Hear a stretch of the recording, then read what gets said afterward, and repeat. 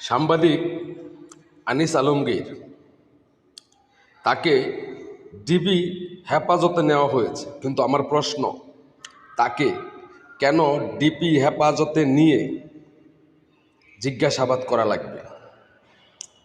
আর নিজের প্রশ্নের উত্তরটা নিজেই খুঁজে পেয়েছি।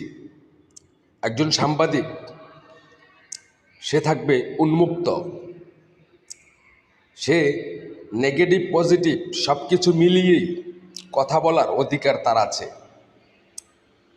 এখন যদি কোনো কথা আমলিকের পক্ষে চলে গেল, আর ঠিক তখনই যেন বাংলাদেশের এই আইনশৃঙ্খলা বাহিনী, এই সুদী মহাজন ইউনুস আর এই ছাত্র সমন্বয়ক যারা আছে তাদের কলিজায় কাঁপন ছুটে যায়।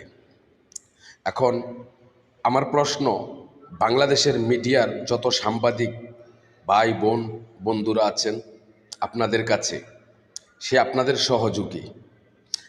আজ তার বেলা যেটা হয়েছে, হয়তো আগামীকাল আপনার দিকেও সেটা ধেয়ে আসছে, এতে কোনো সন্দেহ নেই। আমি আরেকটা পিকচার দেখাচ্ছি। আনিস আলমগীর একজন সাংবাদিক, সে পক্ষে বিপক্ষে সব কথা বলার অধিকার তার আছে, কিন্তু তাকে ডিবি হেফাজতে নিয়ে জিজ্ঞাসাবাদ।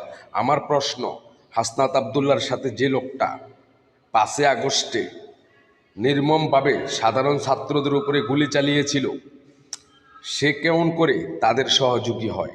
তাহলে কি হাসনাত আবদুল্লাহকে এই ডিবি হেফাজতে এনে তার গোয়া দিয়া রাদাসির ডিম দিয়া জিজ্ঞেস করা দরকার না? কিন্তু সেটা করবে না, কারণ এই আইনশৃঙ্খলা বাহিনী তারা বিক্রি হয়ে গেছে। আর সাংবাদিক, তাদের কথা কি বলবো, তারা জোতা পিটা খাইতে খাইতে খাইতে খাইতে তারা অভ্যস্ত হয়ে গেছে, যে কারণে তাদের কোনো প্রতিবাদ নেই।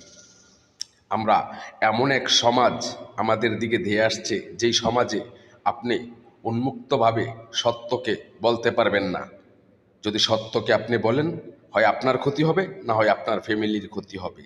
এই হচ্ছে আমাদের বাংলাদেশ। তবে একটা কথা, হাদিকে যারা গুলি করেছে, আমি 99% শিওর হয়ে বলতে পারি এতে জামাত শিবিরেরও হাত আছে, কিন্তু পরোক্ষ আর ভালোভাবে তদন্ত করে দেখার দায়িত্ব প্রশাসনের।